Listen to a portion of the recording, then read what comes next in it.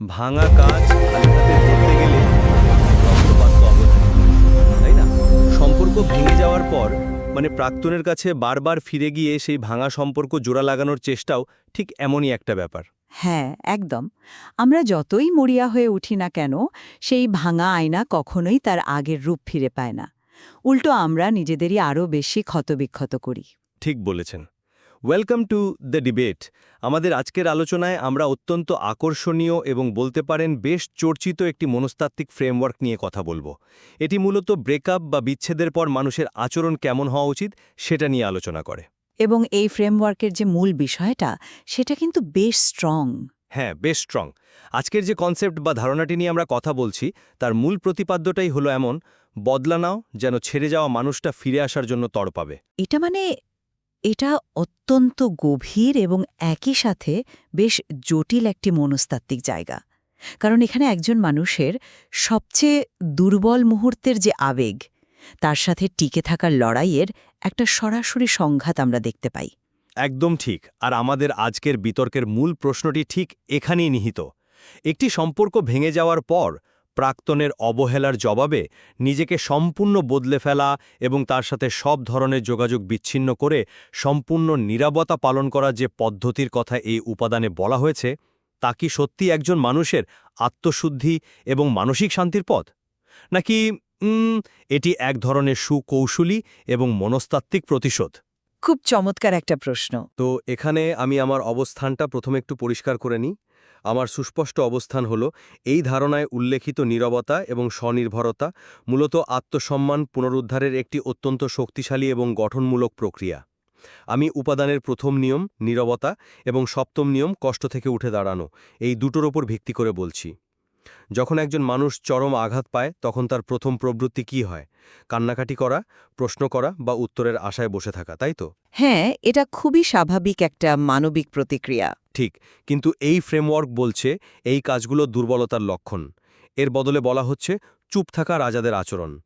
আমার মতে এটি কোনো প্রতিশোধ নয়, বরং নিজেকে এমন একটি স্তরে নিয়ে যাওয়া যেখানে অন্যের অবহেলা আপনাকে আর স্পর্শ করতে পারে না।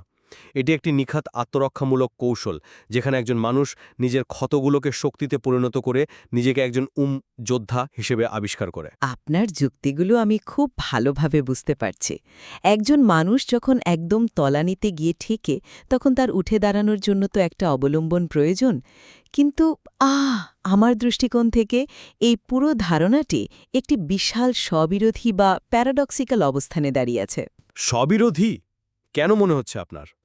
কারণ আপনি বলছেন এটি প্রকৃত আত্মোন্নয়ন বা সেলফ ইমপ্রুভমেন্ট, কিন্তু এই ফ্রেমওয়ার্কের একদম মূল সুরটা যদি আমরা খেয়াল করি, সেখানে স্পষ্টভাবে বলা হচ্ছে যে আজ তোমাকে ছেলে চলে গেছে, কাল সেই মানুষটি তোমার পায়ের কাছে ফিরে আসবে। আচ্ছা। একটু শেষ করি। বাইরে থেকে এটিকে আত্মোন্নয়ন মনে হলেও এর পুরো মনস্তাত্ত্বিক কাঠামোটি কিন্তু প্রাক্তনের প্রতিক্রিয়ার ওপর নির্ভরশীল। এখানে উপাদানেই বলা হচ্ছে আপনার এই নীরবতা প্রাক্তনের মনে যুদ্ধ লাগিয়ে দেয় এবং সে বারবার আপনার প্রোফাইলে আসবে। বুঝতে পারছি। তো আমার অবস্থান হল, যখন আপনার উন্নতির একমাত্র বা প্রধান মাপকাঠি হয় অন্য কারো অনুশোচনা, যেমন বলা হচ্ছে তোমার ওঠাই তার অনুশোচনা হয়ে যায়, তখন আপনি আসলে অতীত থেকে মুক্ত হননি। আপনি নিজের শান্তির জন্য কাজ করছেন না, বরং নীরবতাকে অস্ত্র হিসেবে ব্যবহার করে মানসিক নিয়ন্ত্রণের একটি পরোক্ষ মাধ্যম বেছে নিয়েছেন মাত্র। আচ্ছা, আমি বুঝতে পারছি আপনার আপত্তির জায়গাটা কোথায়। আপনি প্রাক্তনের প্রতিক্রিয়ার ওপর নির্ভরশীলতার কথা বলছেন। কিন্তু আমাদের একটু গভীরভাবে বুঝতে হবে যে এই নীরবতার প্রকৃত মনস্তাত্ত্বিক মেকানিজম আসলে কি।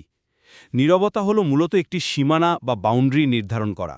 সীমানা? হ্যাঁ, সীমানা। একটু ভেবে দেখুন, যখন সম্পর্ক ভাঙে তখন মানুষের স্বাভাবিক প্রবৃত্তি কি হয়? আমরা চিৎকার করি, আমরা জাস্টিফিকেশন চাই, আমরা বলি আমার সাথে এমন কেন হলো। মনস্তত্ত্ব বলছে এই প্রত্যাখ্যান বা রিজেকশন আমাদের মস্তিষ্কে একদম শারীরিক ব্যথার মতোই সিগন্যাল পাঠায়। হ্যাঁ, সাইকোলজিক্যাল পেইন অনেকটাই ফিজিক্যাল পেইনের মতো কাজ করে, এটা প্রমাণিত। ঠিক তাই। আর যে মানুষটা ছেড়ে যাচ্ছে সে অবচেতনভাবেই আপনার এই রিয়াকশনটা বা প্রতিক্রিয়াটা আশা করে। সে জানে আপনি তাকে খুঁজবেন, কিন্তু এই ফ্রেমওয়ার্ক বলছে আপনি যখন এই প্রত্যাশিত স্ক্রিপ্টটা ভেঙে দেন, মানে যখন আপনি সম্পূর্ণ নীরব হয়ে যান, তখন আপনি আসলে সেই লেভেলে নামতে অস্বীকার করছেন যেখানে অন্য ব্যক্তিটি আপনাকে টেনে আনতে চাইছে। আচ্ছা। এটি নিজের নেতিবাচক আবেগ থেকে নিজেকে সরিয়ে নেওয়ার একটি পরীক্ষিত উপায়। এখানে অন্যের মনে যুদ্ধ লাগাটা আপনার প্রাথমিক উদ্দেশ্য নয়, আপনি কেবল নিজের আত্মবিশ্বাসকে রক্ষা করছেন। অন্যের মনে কি চলছে সেটা আপনার নীরবতার একটি স্বাভাবিক পার্শ্ব প্রতিক্রিয়া মাত্র। আমি একটু থামাই আপনাকে এখানে। আপনার এই ব্যাখ্যার সাথে আমি একমত হতাম যদি এই ফ্রেমওয়ার্কের ভাষা এত আক্রমণাত্মক না হতো। আক্রমণাত্মক? হ্যাঁ, আপনি বলছেন এটি একটি সীমানা, একটি আত্মরক্ষার উপায় এবং অন্যের মনে যুদ্ধ লাগাটা কেবলই পার্শ্ব প্রতিক্রিয়া। কিন্তু আজকের এই ধারণায় ব্যবহৃত শব্দগুলো একটু গভীরভাবে খেয়াল করুন তো। খুব স্পষ্টভাবে বলা হয়েছে, তুমি প্রতিশোধ নাওনি, শুধু নীরবতাকেই অস্ত্র বানিয়ে নিয়েছ। এখন একটু লজিক্যালি ভাবুন, একটি ঢাল বা সীমানা কখনোই অস্ত্র হতে পারে না যদি না আপনি সেটি দিয়ে কাউকে আঘাত করার সুপ্ত উদ্দেশ্য রাখেন, তাই না? আমি বুঝতে পারছি আপনি কোন শব্দটার উপর জোর দিচ্ছেন। হ্যাঁ, শুধু অস্ত্র নয়, এই ফ্রেমওয়ার্ক বলছে আপনার নীরবতার উদ্দেশ্যই হল প্রাক্তনের মনে এই ভয় তৈরি করা যে তুমি এমন এক জায়গায় পৌঁছে গেছ যেখানে সে কল্পনাও করতে পারে না। এমনকি এই ভেতরের আগুনই তাকে পোড়াতে থাকবে, এমন কথাও বলা হচ্ছে। রাইট। যদি নীরবতা সত্যিই নিজের মানসিক শান্তির জন্য হয়, তবে অন্য একজন মানুষ ভেতরে ভেতরে পুড়ে যাচ্ছে বা ছটফট করছে, এই দৃশ্যকল্পকে এতটা মহিমান্বিত করা হচ্ছে কেন? মনস্তাত্ত্বিক দৃষ্টিকোণ থেকে দেখলে এটি কি এক ধরনের মানসিক স্যাডিজম বা সাইকোলজিক্যাল ম্যানিপুলেশনের কৌশল হয়ে যাচ্ছে না? আপনি সরাসরি তাকে কিছু বলছেন না ঠিকই, কিন্তু আপনি এমন একটা পরিবেশ তৈরি করছেন যেন সে নিজের গিল্ট বা অপরাধবোধে ভুগে ধ্বংস হয়। আপনার এই পয়েন্টটা সত্যিই ভাবার মতো। অস্ত্র শব্দটার ব্যবহার এখানে একটা বড় বিতর্ক তৈরি করতে পারে, আমি মানছি। তবে আমি শব্দগুলোকে একটু ভিন্নভাবে, একটু রূপক অর্থে বিশ্লেষণ করতে চাই। আচ্ছা, বলুন। অস্ত্র শব্দটি এখানে আক্ষরিক অর্থে অন্য কাউকে রক্তপক্ত করার জন্য ব্যবহৃত হয়নি, বরং এটি নিজের ভেতরের দুর্বলতাকে, নিজের নির্ভরতাকে ধ্বংস করার একটি টুল। আপনি যখন কাউকে নিঃশর্তভাবে ভালোবাসেন এবং তারপর অবহেলিত হন, তখন আপনার নিজস্ব সত্তা বা সেলফ ওয়ার্থ একদম তলানিতে গিয়ে ঠেকে যায়। হ্যাঁ, কনফিডেন্স একদম জিরো হয়ে যায় তখন। ঠিক। তো এই ফ্রেমওয়ার্কের পঞ্চম পয়েন্টে একটি চমৎকার কথা বলা হয়েছে, নিজেকে প্রমাণ করা বন্ধ করার কথা। মানুষ যখন মরিয়া হয়ে অন্যকে প্রমাণ করা বন্ধ করে দেয় এবং নিজের শরীর, মন ও আত্মাকে শক্তিশালী করার দিকে পুরো মনোযোগ ঘুরিয়ে নেয়, তখন সময় তার মর্যাদা প্রতিষ্ঠা করে। এটি অন্যের কাছে নিজেকে প্রমাণের যে একটা মোহ থাকে, সেটা থেকে মুক্তির চূড়ান্ত রূপ। কিন্তু এই মুক্তিটাকে আসলেই নিজের জন্য? একটু ভেবে দেখুন, আপনি যখন জিমে যাচ্ছেন, নিজের ক্যারিয়ার নিয়ে ভাবছেন, নতুন স্কিল শিখছেন, তখন আপনি আসলে শারীরিকভাবে আপনার প্রাক্তনের কথা ভাবার সময় পাচ্ছেন না। আপনি নিজেকে গড়ে তুলছেন। সেই গড়ে তোলার প্রভাব এতটাই শক্তিশালী যে যারা একসময় আপনাকে অবহেলা করেছিল তারাই তৃষ্ণার্থ হয়। কিন্তু সেটা তাদের সমস্যা, আপনার নয়। আপনার ফোকাস কিন্তু নিজের আয়নার দিকেই। আমি আসলে আপনার এই নিজের দিকে ফোকাস করার যুক্তিটার সাথে পুরোপুরি একমত হতে পারছি না। কেন? কারণ এই ধারণার পরতে পরতে আমাদের স্মরণ করিয়ে দেওয়া হচ্ছে যে এই পরিবর্তনের চূড়ান্ত ফলাফলটা কি হওয়া উচিত। আপনি বলছেন ফোকাস নিজের দিকে, কিন্তু ফ্রেমওয়ার্ক বলছে যারা একসময় তোমাকে অবহেলা করেছিল তারাই এখন তোমাকে দেখার জন্য তৃষ্ণার্ত হয়, কারণ তুমি তাদের কোনো জবাব করনি, বরং নিজেকেই জবাব বানিয়ে তুলেছ। আমাকে একটা উপমা ব্যবহার করতে দিন, তাহলে হয়তো আমার পয়েন্টটা আরও পরিষ্কার হবে। ধরুন আপনি একজন লেখক। আচ্ছা। আপনি চমৎকার একটি উপন্যাস লিখেছেন, দিনরাত এক করে নিজের সেরা মেধা ঢেলে দিয়েছেন ওই বইটার পেছনে। কিন্তু আপনি বইটি লিখেছেন শুধুমাত্র এটা দেখার জন্য যে আপনার চরম শত্রু সেই বইটি কিনছে কিনা, পড়ছে কিনা এবং পড়ে অনুতপ্ত হচ্ছে কিনা। ওকে, ইন্টারেস্টিং। যদি এটাই আপনার সাফল্যের মাপকাঠি হয়, তাহলে আপনি কি সত্যিই একজন স্বাধীন লেখক হতে পারলেন? এই যে শারীরিক এবং মানসিক রূপান্তরের কথা আপনি বললেন, জিমে যাওয়া, ক্যারিয়ারে ফোকাস করা, এই পরিবর্তন কি সত্যি নিজের জন্য নাকি প্রাক্তনকে দেখানোর জন্য একটি নিপুণ অভিনয়? ধরুন আপনার প্রাক্তন কখনোই ফিরে এলো না বা আপনার এই উন্নতি সে কখনোই দেখল না, তখন কি আপনার এই উন্নতির কোনো মূল্য আপনার কাছে থাকবে? মানে আপনি বলতে চাইছেন পুরোটাই একটা পারফরম্যান্স? একদম। এই পুরো কনসেপ্টের সুর অন্তত এটাই বলে যে প্রাক্তনের ফিরে আসার বা অনুতপ্ত হওয়ার তরপানিটাই এই প্রক্রিয়ার মূল আকর্ষণ। আপনার উপমাটি অসাধারণ। আর এই উপমাটা ধরেই আমি আপনাকে একটা ভিন্ন সম্ভাবনার কথা বলি। ধরুন, ওই লেখক উপন্যাসটি লিখতে শুরু করেছিলেন শত্রুর ওপর চরম রাগ আর ক্ষোভ থেকে। আচ্ছা, কিন্তু লিখতে লিখতে নিজের মেধা এবং শিল্পের গভীরে প্রবেশ করতে করতে তিনি যখন তৃতীয় বা চতুর্থ চ্যাপ্টারে পৌঁছালেন, তখন তিনি নিজের গল্পের প্রেমে পড়ে গেলেন। তার চরিত্রগুলো জীবন্ত হয়ে উঠল। যখন বইটা শেষ হলো, তখন কিন্তু শত্রুর কথা তার আর মনেই নেই। তিনি লেখার আনন্দেই লিখছেন। বাহ, বেশ সুন্দর একটা পার্সপেক্টিভ। আমাদের ব্রেকআপ পরবর্তী মনস্তত্ত্বটাও অনেকটা তেমনই। যখন একটা সম্পর্ক ভেঙে যায়, তখন মানুষের মানসিক অবস্থা এতই ভঙ্গুর থাকে যে তাকে তাৎক্ষণিকভাবে বিছানা ছেড়ে ওঠার জন্য একটা এক্সট্রিম মোটিভেশন বা প্রেরণা প্রয়োজন হয়। সে ফিরে আসার জন্য তর পাবে, এটি সেই প্রাথমিক জ্বালানি। বুঝতে পারছি। কিন্তু আপনি যখন সত্যি সত্যি ধীরে ধীরে হাঁটতে শুরু করেন, নিজের শরীরকে ফিট করেন, কাজে সফল হন, তখন আপনার ব্রেইনের নিউরোলজিক্যাল ওয়্যারিং বদলে যায়। আপনার আত্মবিশ্বাস তখন আর ওই প্রাক্তনের ওপর নির্ভর করে না। আয়নার সামনে যে দাঁড়িয়ে থাকে, সে একজন সম্পূর্ণ নতুন মানুষ, একজন যোদ্ধা। এই যোদ্ধা কিন্তু আর কারো মুখাপেক্ষী নয়, সে তার নিজের শক্তির জায়গাটা খুঁজে পেয়েছে। আপনি খুব চমৎকারভাবে ব্যাখ্যা করলেন যে এটি কেবলই একটি প্রাথমিক জ্বালানি এবং মানুষ এক পর্যায়ে এই রাগের ঊর্ধ্বে উঠে যায়। কিন্তু আমার প্রশ্ন হলো, এই নির্দিষ্ট ফ্রেমওয়ার্কটি কি সত্যি মানুষকে সেই চূড়ান্ত মুক্তির পথ দেখাচ্ছে? উপাদানে কিন্তু সেরকমই ইঙ্গিত আছে। আমি শিওর না, কারণ এটি বারবার সেই মিষ্টি প্রতিশোধ বা সুইটেস্ট রিভেঞ্জের ধারণাকে মহিমান্বিত করে, তাকে অতীতের সাথে বেঁধে রাখছে বলে আমার মনে হয়। এখানে চতুর্থ পয়েন্টে বলা হয়েছে যে সবচেয়ে বড় প্রতিশোধ হল প্রতিশোধ না নেওয়া। হ্যাঁ, এটাই তো মুক্তির কথা বলছে। শুনতে খুব দার্শনিক এবং মহৎ মনে হলেও এর পেছনের যুক্তিটা একটু লক্ষ্য করুন। বলা হচ্ছে, যখন আপনি উন্নতি করেন তখন সেটা প্রাক্তনের মধ্যে অপরাধবোধ জাগিয়ে তোলে এবং এই জিনিসটাই তাকে প্রতিদিন ভিতর থেকে খেয়ে ফেলে। আমার আপত্তিটা এখানেই। অষ্টম পয়েন্টেও বলা আছে যে নিজের মর্যাদা বুঝতে শিখলে মানুষটা ফিরে আসার জন্য তর পাবে। যদি আপনি সত্যিই নিজের আত্মার শান্তিকে বেছে নেন, যদি আপনি সত্যিই রূপান্তরিত হয়ে সেই যোদ্ধা হয়ে ওঠেন যার কথা আপনি বললেন, তবে আপনার কি সত্যিই এটা জানার বা উপভোগ করার প্রয়োজন আছে যে কেউ একজন প্রতিদিন ভিতর থেকে ক্ষয়ে যাচ্ছে?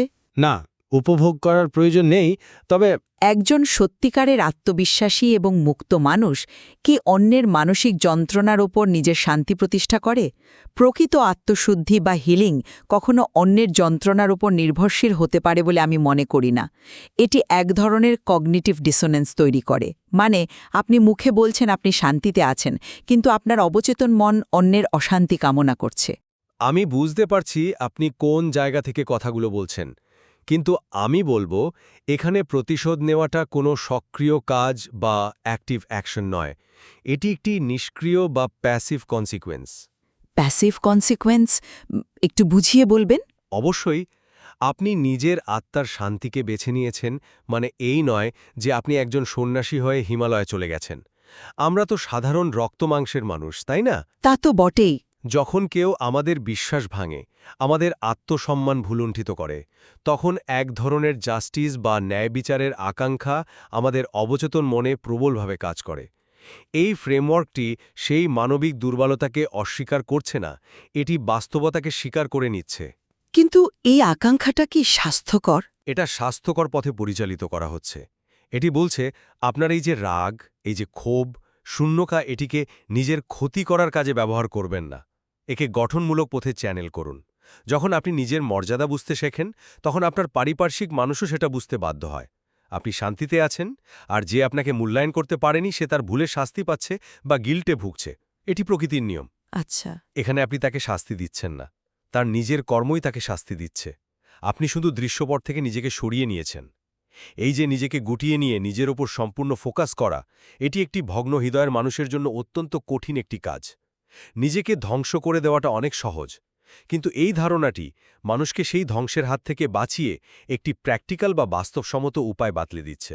আমি আপনার এই পয়েন্টের সাথে পুরোপুরি একমত যে নিজেকে ধ্বংস করার চেয়ে বা ধরুন ডিপ্রেশনে তলিয়ে যাওয়ার চেয়ে এই ফ্রেমওয়ার্কটি বহুগুণে শ্রেয়। হ্যাঁ, এক্স্যাক্টলি। এই পদ্ধতিগুলো মানে নিজেকে সময় দেওয়া, অন্যের কাছে নিজেকে প্রমাণ করা বন্ধ করা, নিজের শরীর ও আত্মাকে শক্তিশালী করা, এগুলো এককভাবে বিবেচনা করলে চমৎকার এবং সাইকোলজিক্যালি খুবই সাউন্ড অ্যাডভাইস। কিন্তু আমার দ্বিমতটা এখনও এই পদ্ধতির মূল চালিকা শক্তি নিয়ে রয়ে গেছে। চালিকা শক্তি। হ্যাঁ, আপনি একে ন্যায় বিচারের আকাঙ্ক্ষা বলছেন, কিন্তু মনস্তত্ত্বে একে বলা হয় এক্সটার্নাল ভ্যালিডেশন বা বাহ্যিক অনুমোদনের তীব্র ক্ষুধা। আপনি যদি দিনের পর দিন নীরব থাকেন, শুধু এই ভেবে যে আমার এই নীরবতা তার শোরগোলের চেয়ে অনেক ভারী এবং সে আমার অ্যাটেনশন না পেয়ে ভেতর থেকে ভেঙে পড়বে, তাহলে আপনি কিন্তু মানসিকভাবে সেই মানুষটার সাথে আটকে আছেন। আপনি মুভ অন করেননি, আপনি শুধু আপনার কৌশল বদলেছেন। আপনার শরীর হয়তো জিমে যাচ্ছে, আপনি হয়তো ক্যারিয়ারে প্রমোশন পাচ্ছেন, কিন্তু আপনার মন এখনও প্রাক্তনের সেই কাল্পনিক কান্নার আওয়াজ শোনার জন্য ওয়েটিং রুমে বসে আছে। মনস্তাত্ত্বিক দিক থেকে এটি অত্যন্ত বিপজ্জনক, কারণ এটি আপনাকে দীর্ঘমেয়াদে অতীতের সাথেই বেঁধে রাখে। আপনার ইমোশনাল রিমোট কন্ট্রোলটা এখনও সেই মানুষটার হাতেই রয়ে গেছে যে আপনাকে ছেড়ে চলে গেছে। আপনার এই দৃষ্টিভঙ্গির গভীরতা আমাকে স্বীকার করতেই হবে। এক্সটার্নাল ভ্যালিডেশন নিয়ে আপনি যে সতর্কতার কথা বললেন তা অত্যন্ত গুরুত্বপূর্ণ। তবে একটি ব্যাপার আমাদের মাথায় রাখতে হবে যে হিলিং বা আরোগ্য লাভ করা কোনো সরল রেখা বা স্ট্রেইট লাইন নয়। না, তা তো নয়ই। এটি বেশ অগোছালো একটা প্রক্রিয়া। একদম, এটি একটা মেসড আপ, জটিল প্রক্রিয়া। প্রথম দিকে হয়তো প্রাক্তনের অনুশোচনা দৃশ্যটি কাউকে মোটিভেট করে, কিন্তু যখন সে সত্যি সত্যি নিজের উন্নতির পথে এগোতে থাকে তখন তার ব্রেনের রিওয়ার্ড সিস্টেম বদলে যায়। আচ্ছা, রিওয়ার্ড সিস্টেমের বিষয়টা কিভাবে কাজ করছে এখানে? ধরুন, সে যখন দেখে তার নীরবতার কারণে এবং নিজের কাজের কারণে সে নতুন একটি সম্মানজনক জীবন পাচ্ছে, নতুন মানুষের সাথে তার পরিচয় হচ্ছে, তখন ধীরে ধীরে সে ওই বাহ্যিক অনুমোদনের প্রয়োজনবোধ হারিয়ে ফেলে। সে তখন বুঝতে পারে প্রাক্তনের ফিরে আসা বা না আসাটা আর তার জীবনে কোনো ম্যাটার করে না। যেমনটা এই ধারণার একটা অংশে বলা হয়েছে, তখন তোমার পদক্ষেপ অনেক দূর এগিয়ে গেছে। আচ্ছা, এই লাইনটা আছে উপাদানে। হ্যাঁ, অর্থাৎ যখন প্রাক্তন অনুতপ্ত হয়ে ফিরতে চায় তখন আপনি আর সেই জায়গায় নেই, আপনি সত্যিই মানসিকভাবে এগিয়ে গেছেন। এই যে উত্তরণ বা ট্রানজিশন, এটি হলো এই উপাদানের চূড়ান্ত জয়। আপনি শুরু করেছিলেন অন্যের জন্য, কিন্তু শেষ করলেন নিজের জন্য।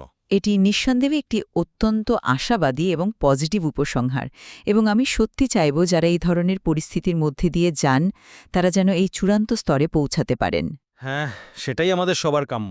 কিন্তু আমি আমার জায়গায় অনড় থাকব যে যদি আমরা এই ফ্রেমওয়ার্কটির আক্ষরিক অর্থ এবং এর পরতে পরতে থাকা পুনরাবৃত্তিমূলক থিম বিশ্লেষণ করি, তবে এটি সেই উত্তরণের চেয়ে প্রতিশোধের স্বাদকেই বেশি উদযাপন করে, কারণ পুরো ব্যাপারটায় তাকে দেখানো বা তাকে হারানোর যে তীব্র বাসনা, সেটা প্রকৃত শান্তির পরিপন্থী। তবে হ্যাঁ, বলুন। আমরা সম্ভবত এই একটি জায়গায় একমত হতে পারি যে সম্পর্কচ্ছেদের পর মানুষের আবেগ অত্যন্ত জটিল এবং অগোছালো হয়।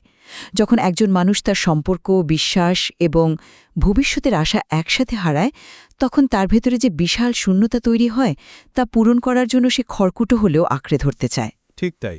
সেই জায়গা থেকে এই ফ্রেমওয়ার্কের দেওয়া নীরবতা এবং আত্মবিকাশের কৌশলগুলো অনেক মানুষকে প্রাথমিক ধাক্কা সামলাতে, সাময়িক সান্ত্বনা পেতে এবং পুনরায় ঘুরে দাঁড়ানোর শক্তি যোগাতে নিশ্চিতভাবেই সাহায্য করতে পারে। একদম ঠিক।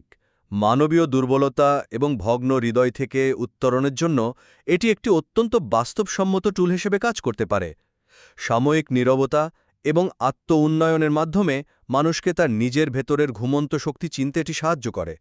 যখন চারপাশ অন্ধকার মনে হয় তখন এই ধরনের একটি নির্দিষ্ট গাইডলাইন মানুষকে অন্তত একটা দিক নির্দেশনা দেয় যে তার সকালে উঠে কি করা উচিত। হ্যাঁ, একটা রুটিন বা পারপাস দেয়। তবে আপনার এই পয়েন্টটি অত্যন্ত যৌক্তিক এবং আমি এর সাথে একমত পোষণ করি যে আমাদের চূড়ান্ত লক্ষ্য হওয়া উচিত সম্পূর্ণ নিজস্ব স্বাধীনতা।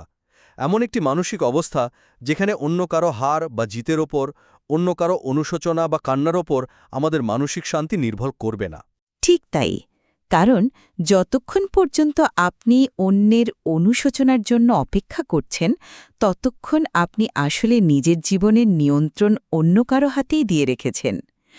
প্রক্রিয়ার চূড়ান্ত লক্ষ্য যদি হয় নিজের মুক্তি, তবে সেই পথ চলা চমৎকার, কিন্তু লক্ষ্য যদি হয় অন্যের অনুশোচনা, তবে সেই মুক্তি আসলে একটি বিভ্রম বা ইলিউশন মাত্র। এই মনস্তাত্ত্বিক দ্বন্দ্বটাই আসলে এই আলোচনার সবচেয়ে আকর্ষণীয় দিক। আমরা চাই বা না চাই, আমাদের ইগো এবং আমাদের সেলফ রেসপেক্টের মধ্যে সবসময় একটা সূক্ষ্ম যুদ্ধ চলতে থাকে। চমৎকার বলেছেন। আর ঠিক এই জায়গাটাতেই আমরা আমাদের শ্রোতাদের কাছে এই প্রশ্নটি রেখে যেতে চাই। আজকের এই আলোচনার গভীরে সত্যি অনেক চিন্তার খোরাক রয়েছে। আত্মোন্নয়ন এবং প্রতিশোধের মধ্যবর্তী এই সূক্ষ্ম রেখাটি নিয়ে আপনাদের নিজেদেরই ভেবে দেখতে হবে। প্রকৃত জয় আসলে কোথায় লুকিয়ে আছে? নিজের স্বার্থহীন শান্তিতে, নাকি প্রাক্তনের দীর্ঘশ্বাসে? আমাদের আজকের আলোচনা আমরা এখানেই শেষ করছি। তবে একদম শুরুতে আমরা যে আয়না এবং ঢালের রূপকটি ব্যবহার করেছিলাম, সেটা দিয়ে একটি শেষ দৃশ্যকল্প আমাদের চিন্তার জন্য রেখে যেতে চাই। হ্যাঁ, অবশ্যই। আঘাত পাওয়ার পর আপনি ভাঙা কাচগুলোকে গলিয়ে নিজের জন্য একটি অত্যন্ত শক্তিশালী এবং চকচকে ঢাল তৈরি করেছেন। ঠিকই, সেই ঢাল আপনাকে বাইরের আঘাত থেকে বাঁচাচ্ছে, আপনাকে শক্তিশালী দেখাচ্ছে। কিন্তু একটু ভেবে দেখুন তো, সেই ঢাল কি সত্যিই আপনাকে ভেতর থেকে রক্ষা করছে, নাকি আপনি এখনও গোপনে সেই চকচকে ঢালের পৃষ্ঠে আপনার প্রাক্তনের প্রতিবিম্ব খুঁজছেন? ভাবতে থাকুন।